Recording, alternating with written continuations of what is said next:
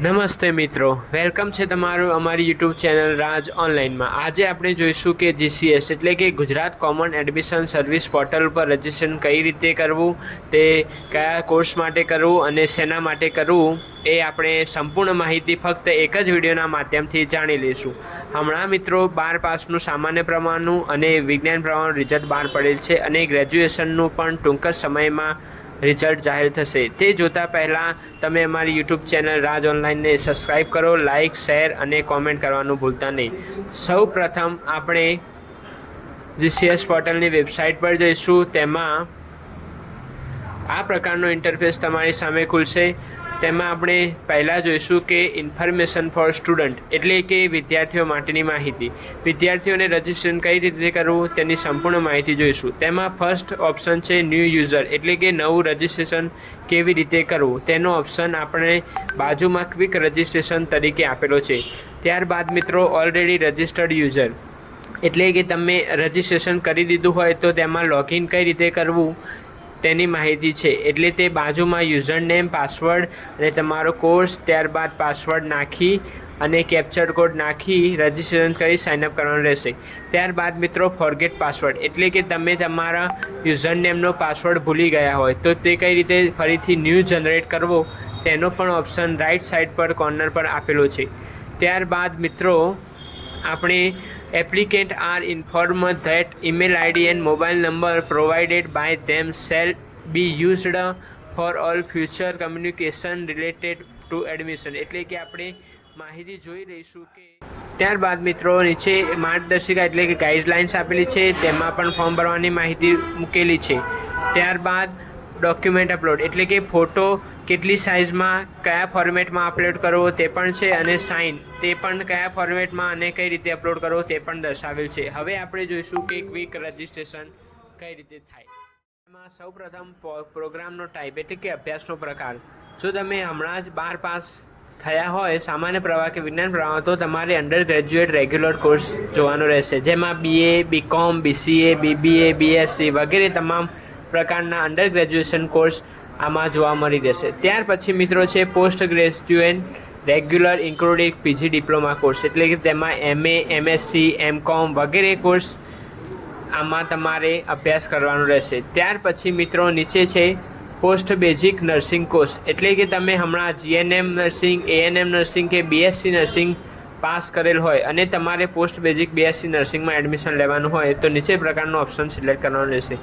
ત્યારબાદ મિત્રો નીચે છે LLB એટલે કે તમારે BA પછી LLB એટલે કે 5 વર્ષનો કોર્સ કરવાનો હોય તો LLB પ્રકારનો કોર્સ સિલેક્ટ કરવાનો રહેશે। ત્યારબાદ નીચે છે BEd એટલે કે તમારે ગ્રેજ્યુએશન થઈ ગયેલું છે કે તમારે પોસ્ટ ગ્રેજ્યુએશન થઈ ગયેલું છે તો પણ તમે BEdમાં એડમિશન લઈ શકો છો। ત્યારબાદ MAd છે। ત્યારબાદ અંડર ગ્રેજ્યુએશન ફોર BA એટલે ત્યારબાદ તમે પોસ્ટ ગ્રેજ્યુએશનમાં X તરીકે કરવા માગો છો તો LLM એટલે કે તમારે LLB પછી LLM કરવાનું હોય તો LLM, ત્યારબાદ નર્સિંગ કરવાનું હોય તો BSc નર્સિંગ પછી MSc નર્સિંગમાં તમે એડમિશન લઈ શકો છો। આ પ્રકારનો ઇન્ટરફેસ છે। ત્યારબાદ તમારે અપાર ID એટલે કે ABCID અથવા અપાર ID એ બંનેમાંથી કોઈ પણ હોય તો ના નાખવી, નહીં તો ન નાખવી તે મિત્રો કમ્પલસરી નથી, તેથી આપણે તે સ્કીપ કરી દઈશું। ત્યારબાદ નેમ એઝ પર માર્કશીટ એટલે કે માર્કશીટ મુજબનું નામ। આમાં તમારે મિત્રો તમારી માર્કશીટ એટલે કે તમારી 12માની માર્કશીટમાં જે નામ હોય તે નામ અહીંયા એન્ટર કરવાનું રહેશે।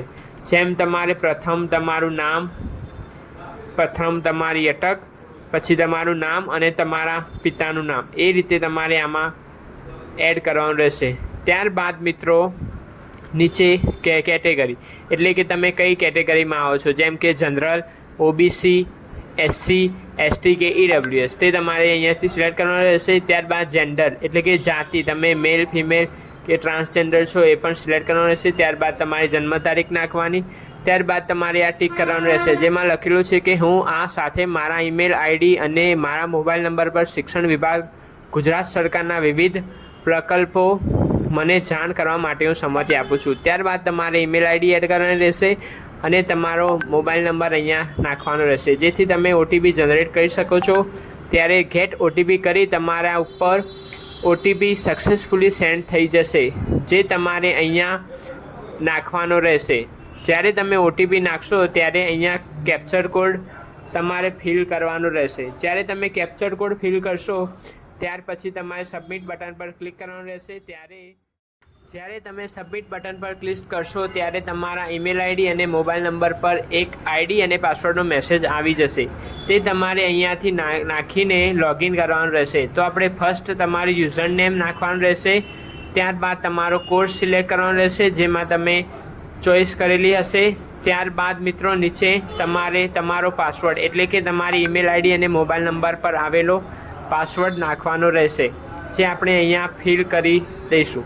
ત્યારબાદ મિત્રો કેપ્ચર કોડ નાખીને સાઇન અપ કરવાનું રહેશે. ત્યારે આ પ્રકારની તમારી સામે ડિટેલ્સ ખુલશે, જ્યાં તમારું કોર્સ, તમારું નામ, તમારો એપ્લિકેશન નંબર, તમારો ઈમેલ આઈડી, તમારો મોબાઈલ નંબર શો થશે. ત્યારબાદ મિત્રો બીજા સ્ટેટસ અહીંયા પેન્ડિંગ બતાવશે, જ્યાં તમારે ફર્સ્ટ પેમેન્ટ, ત્યારબાદ તમારું પ્રોફાઇલ ક્રિએટ કરવાની, ત્યારબાદ એકેડેમિક ડિટેલ્સ, ત્યારબાદ ચોઇસ ફિલિંગ અને લાસ્ટમાં તમારે સબમિટ કરવાનું રહેશે. આ પ્રકારનું ઇન્ટરફેસ ખુલે ત્યારે તમારે આ પ્રકારની માહિતી ભરવાની રહેશે. ત્યારબાદ મિત્રો હવે આપણે જોઈશું કે તમારી આઈડી પાસવર્ડ ભૂલી ગયા હોય તો ફોરગેટ કઈ રીતે કરવું. તેમાં ફર્સ્ટ ફોરગેટ ઉપર જઈ તમારી ઈમેલ આઈડી નાખવાની રહેશે. ત્યારબાદ નીચે મોબાઈલ નંબર, ત્યારબાદ તમારી જન્મ તારીખ અને તમારા અભ્યાસનો પ્રકાર આ નાખીને તમારે સબમિટ કરવાનું રહેશે, જેથી ઈમેલ આઈડીમાં તમારો આઈડી પાસવર્ડ જનરેટ થઈ જશે. આ જ પ્રકારના કોઈપણ ફોર્મની માહિતી મેળવવા માટે આજે જ અમારી રાજ ઓનલાઈન ચેનલને સબસ્ક્રાઈબ કરો, લાઈક કરો, કોમેન્ટ કરો અને શેર કરવાનું ભૂલતા નહીં.